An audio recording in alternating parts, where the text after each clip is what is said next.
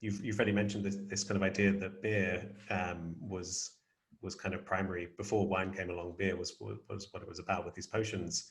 And you read about the idea that beer, rather than bread, is why we started with agriculture, right? Beer it may have been that these intoxicating potions and these experiences of altered states might have been what birthed settled life and ultimately civilization in the end.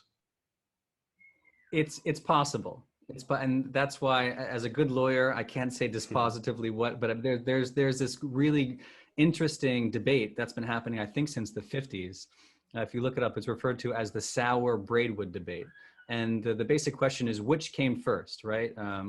What is humankind's oldest biotechnology? Is it beer or bread? And when I sat down with Martin Zarnkow, this beer scientist in Munich, he kind of led me through and opened my eyes to an interesting way of looking at it. It's actually much easier to brew beer than to bake bread, because first of all, you don't need any heat. You don't need any temperature to brew beer. That's a relatively recent innovation from the Industrial Revolution, or around the industrialization of brewing after the Reformation. It's before that, he says, to brew beer, you take some crops, you throw it in some water, and that's it. You don't even need yeast. In fact, it probably happened by accident through the microbiome on the human skin, which is different from men to women, by the way, and a very important point. But he basically told me it's shockingly easy to brew beer. Which is really surprising to me.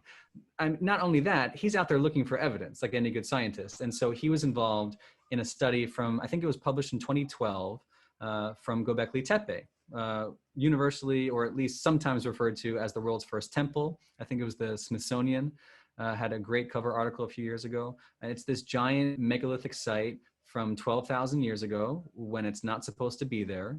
This is 6,000 years before Stonehenge, 7,000 years before the high civilizations in Egypt and elsewhere. And we have this giant henge, this giant megalithic architecture. And in there were troughs and barrels that with mixed results, he was able to test positive for calcium oxalate, which is one of these biomarkers of beer fermentation. 12,000 years ago, potentially before bread. At this religious site, at this sanctuary. And so it elevates the concept of beer from, a bar drink to something very sacred, which is why I spend so much time investigating it. Because if beer was the thing that took us from the caves to the cities, clearly there was religious significance behind it, and something going on that has been lost to us over time. Right, yeah, and as you say, rather than it just being a beer you might relax with, there's, I guess, evidence that, again, with this link to death, you read about these graveyard beers, this correlation between, like the idea that maybe beer was spiked with substances that made it truly potent in a way more than alcohol might be potent. That's my hypothesis. I don't see how, what do I say in the book? I don't see how a lukewarm Budweiser of like 3% alcohol is going to convince people to build this giant architecture and travel from miles around, by the way. This was a pilgrimage site, Göbekli Tepe.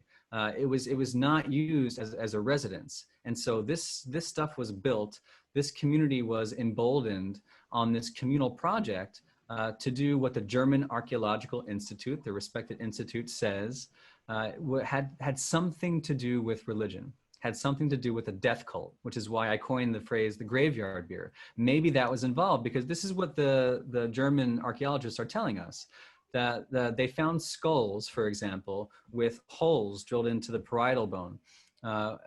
It indicates a skull being used as this object of veneration and being hung at some point in this sanctuary as a way to interact with the dead. And we're here, I'm on holiday in Uruguay right now, celebrating the Day of the Dead. And it seems that this whole notion of the living ancestors interacting with those who came before was there from perhaps a very long time ago, and probably much further than that.